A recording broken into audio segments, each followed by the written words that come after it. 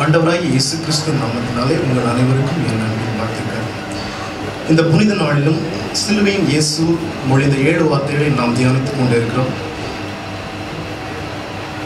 எனக்கும் இத்தருணத்தை கொடுத்த சபை போதகரவர்களுக்கும் சபையாகிய உங்கள் அனைவருக்கும் என் அன்பின் நன்றியை தெரிவித்துக் கொள்வோம். வாசித்த வசனத்தை எடுத்துக்கொள்வோமாக. யோவான் எழுதின சுவிசேஷம் 19ஆம் அதிகாரம் 30வது வசனம். இயேசு காடியை வாங்கின பின்பு முடிந்தது என்று சொல்லி தலையை சாய்த்து ஆவியை ஒப்புக் கொடுத்தார். உலக இரட்சகராய் இயேசு கிறிஸ்து சிலுவையில் மொழிந்த 6ஆம் வார்த்தை முடிந்தது. வேதத்தில் பார்க்கும் பொழுது நான் அல்பாவும் ஒமேகாவும் முந்தினவரும் பிந்தினவரும் ஆதியும் அந்தவுமாய் இருக்கிறேன் என்று எழுதப்பட்டிருக்கிறது. ஆனால் இங்கு பார்க்கும் பொழுது நாம் தேவனாகிய இயேசு இரட்சகர் முடிந்தது என்று பகிரங்கமாய் கூறியது நமக்கு சிறிது ஆச்சரியமாய் காணப்படலாம். பொதுவாக முடிந்தது என்ற வார்த்தையானது நாம் ஒரு காரியத்தை முடித்து விட்டோம், இல்லை ஒரு செயலை முடித்து விட்டோம் என்ற பொழுதிலே முடிந்தது என்று கூறுவோம். இருந்த பொழுது இங்கு நாம் முடிந்தது என்று தேவன் சொல்லும் பொழுது இந்த காரியங்களை நாம் வேதத்தின்படி ஆராய்ந்து அறியும் பொழுது அதனுடைய தெளிவான ரகசியத்தை நாம் புரிந்து கொள்ள முடிகிறது.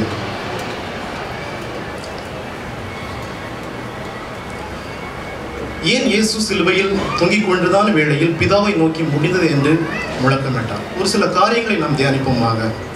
முதலாவதாக உலக வாழ்வின் எல்லை முடிந்தது. யோபு 7ஆம் அதிகாரம் வசனம் 1 வாசிக்கும் பொழுது, பூமியிலே போராட மனுஷனுக்கு குறிக்கப்பட்ட காலம் உண்டல்லவோ, அவர் நாட்கள் ஒரு கூலிக்காரன் நாட்களைப் போல இருக்கிறது அல்லவோ. பிரசங்கி 3ஆம் அதிகாரம் 2ஆம் வசனத்தை பார்க்கும் பொழுது, பிறக்க ஒரு காலம் உண்டு, இறக்க ஒரு காலம் உண்டு. சங்கீதம் 31ஆம் அதிகாரம் 15 பார்க்கும் பொழுது, என் காலங்கள் உமது கரத்தில் இருக்குது என்று எழுதப்பட்டிருக்கிறது. இவ்வசனங்களை பார்க்கும் பொழுது பூமியிலே பிறந்த ஒவ்வொரு மனிதனுக்கும் ஒரு வாழ்வு காலம் குறிக்கப்பட்டிருக்கிறது. இதே போலவே தேவகுமாரனும் மனித வாழ்க்கைக்குள்ளே தாமும் பிரவேசித்தார். அவர் பிறப்பதற்கு என்று ஒரு காலம் குறிக்கப்பட்டிருந்தது. அதே போலவே சிலுவையில் மரிப்பதற்கு என்ற ஒரு காலமும் குறிக்கப்பட்டது. ஆம், நம் ஆண்டவரும் உலக மக்கள் போலவே தோன்றி வாழ்ந்து இப்பொழுது சிலுவையில் தம் உலக வாழ்வின் இறுதிப்படியில் நிற்கிறார்.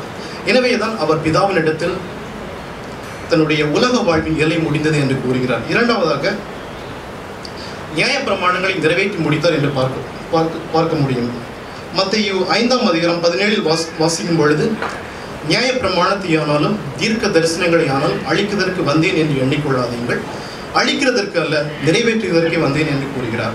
ரோமர் 10:4 வாசிக்கும் பொழுது, விசுவாசிக்கிற எவனுக்கும் நீதி உண்டாகும்படியாக கிறிஸ்து நியாயப்பிரமாணத்தின் முடிவாய் இருக்கிறது.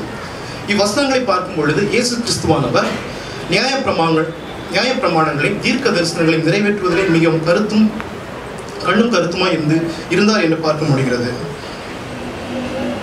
பழைய ஏற்பாட்டின் புத்தகத்திலே அநேக நியாயப்பிரமாணங்கள், கட்டளைகள், கற்பனைகள் நமக்கு கொடுக்கப்பட்டிருந்தது என்று வாசிக்கிறோம். அதே போலவே இத்தேவ நியமங்களெல்லாம் நாம் கை கொள்ளாமல் போனால் வரும் சாபத்தை குறித்தும் நாம் வாசிக்கிறோம். எனவேதான் கலாத்தியர் 3:17 எழுதியிருக்கிற வண்ணமாக மரத்திலே தூக்கப்பட்ட எவனும் சபிக்கப்பட்டவன் என்று எழுதியிருக்கிறது. இதே போலவே கிறிஸ்துவும் அந்த சாபங்கள், பாவங்கள் எல்லாவற்றையும் மனுக்குலத்திற்காக தாமே சிலுவையில் சுமந்து தீர்த்தார். சிலுவையில் இயேசு கிறிஸ்து நமக்கு விரோதமான எல்லா கட்டுகளையும் எல்லா பாவங்களையும் பயனற்று போகும்படி செய்து விட்டார். எனவேதான் பிதாவினிடத்தில் அவர் எல்லாம் முடிந்தது என்று கூறுகிறார். மூன்றாவது பார்ப்போம் என்றால் தீர்க்க தரிசனங்களை நிறைவேற்றி முடித்தார். அவர் தம்மை பற்றிய தீர்க்க தரிசன வசனங்களை நிறைவேற்ற கடமைப்பட்டவரை காணப்பட்டார். அவரை குறித்து அநேக தீர்க்க தரிசன வசனங்கள் நமது வேதாகமத்திலே உரைக்கப்பட்டிருக்கிறது. உதாரணமாக ஒரு காரியத்தை மட்டும் பார்ப்போமாக. சிலுவையில் தொங்கும் அவரை பாருங்கள். தன் சாகும் தருவாயிலும் கூட இன்னும் ஏதேனும் தீர்க்க தரிசனங்கள் நான் நிறைவேற்ற உண்டோ என்று அவருடைய உள்ளம் ஆராய்ந்து பார்க்கிறது. சங்கீதம் 69:21 கூறியிருக்க வண்ணம், என் ஆகாரத்தில் கசப்பு கலந்து கொடுத்தார்கள், என் தாகத்திற்கு காடியை குடிக்க கொடுத்தார்கள் என்ற தீர்க்க தரிசனம் தோன்றியிருக்க வேண்டும். எனவேதான் யோவான் எழுதின சுவிசேஷம் 19ஆம் அதிகாரத்தில் எழுதியிருக்கிற வண்ணம், அதன் பின்பு எல்லாம் முடிந்தது என்று இயேசு அறிந்து வேத வாக்கியம் நிறைவேறத்தக்கதாக தாகமாய் இருக்கிறேன் என்றார். இயேசு காடியை வாங்கின பின்பு முடிந்தது என்று சொல்லி தலையை சாய்த்து ஆவியை ஒப்புக் கொடுத்தார். இவ்வசனங்களை பார்க்கும் பொழுது பிதாவானவர் என்னென்ன காரியங்களை செய்யும்படி அவருக்கு நியமித்தாரோ அவைகள் எல்லாவற்றையும் மகிழ்ச்சியோடு செய்து முடித்தார் என்று பார்க்க முடிகிறது. சிலுவையில் தம் இறுதி நேரத்திலும் கூட பிதாவானவர் தான் செய்யும்படி நியமித்த எல்லா காரியங்களையும், எல்லா கிரியைகளையும், எல்லா அற்புதங்களையும், எல்லா அதிகாரங்களையும் செய்து முடித்தேன் என்று பிதாவினிடத்தில் கூறுகிறார். கடைசியாக சிலுவை மரணத்தை நிறைவேற்றி முடித்தார். மத்தேயு எழுதின சுவிசேஷம் 26ஆம் அதிகாரம் 39-42 வசனங்களை வாசிக்கும் பொழுது, சற்று அப்புறம் போய் முகப்புற விழுந்து, என் பிதாவை, இந்த பாத்திரம் என்னை விட்டு நீங்க கூடுமானால் நீங்கும்படி செய்யும், ஆகிலும் என் சித்தத்தின்படி அல்ல, உம்முடைய சித்தத்தின்படியே ஆக கடவது என்று ஜெபம் பண்ணினார்.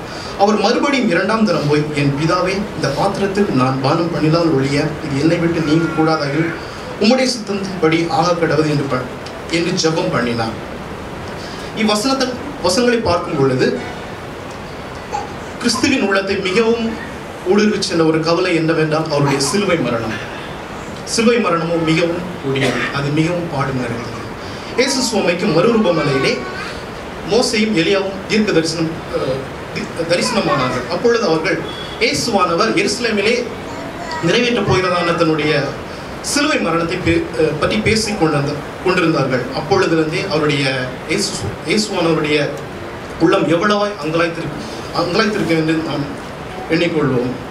சீசர்களோடு அவர் வாழ்ந்த நாட்களில் கூட அவர் தமக்கு சம்பவிக்க போகிறதான கடினமான காரியங்களை குறித்தே, குறிப்பாக சிலுவை மரணத்தை குறித்தே கலங்கியே வாழ்ந்திருந்தார் என்று வாழ்ந்திருக்கக்கூடும். எனவேதான் சிலுவையில் தேவனுடைய கிருபையினால் பாவிகளாகி நமக்கு மரணத்தை ருசி பார்க்கும்படி நேர்ந்த பொழுதிலும் கூட அந்த அனுபவத்தை பொறுமையாய் சகித்து, பிதாவே, சிலுவை மரணத்தை அனுபவிக்க முடித்தேன் என்று கூறுகிறார். அன்பு சகோதர சகோதரிகளே, நம் அருள்நாதர் இயேசு கிறிஸ்து தேவனால் தமக்கு நியமிக்கப்பட்ட எல்லா காரியங்களையும் சிறப்பாய் செய்ய முடித்தார். பிசாசை அழித்தார், மனுஷனுடைய பாவங்களை சுமந்தார், மனுஷனுடைய நோயை சுகமாக்கினார், கட்டளைகளையும் கற்பனைகளையும் நிறைவேற்றினார், நியாய பிரமாணங்களை நிறைவேற்றினார், தன்னை குறித்து எழுதினார், எல்லா தீர்க்க தரிசனங்களையும் நிறைவேற்றினார், கடைசியாக சிலுவை மரணத்தையும் அனுபவித்தார் என்றுதான் கூறி பிதாவின் இடத்தில் முடிந்தது என்று கம்பீரமாய் முழக்கமிட்டார்.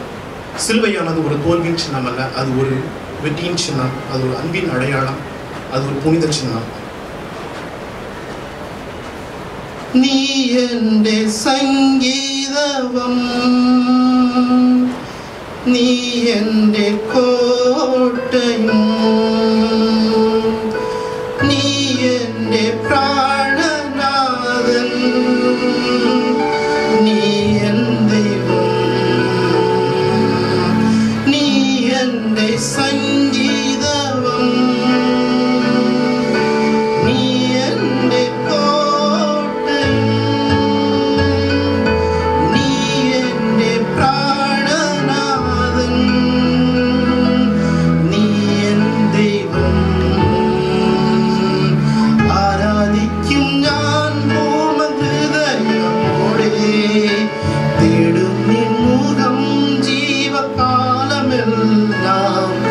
സേവിച്ചിടും ഞാൻ എൻ സർവ്വമുമാ അതിയനിതാ അതിയനിതാ ദേവാ അതിയനിതാ ദേവാ അതിയനിതാ ദേവാ അതിയനിതാ.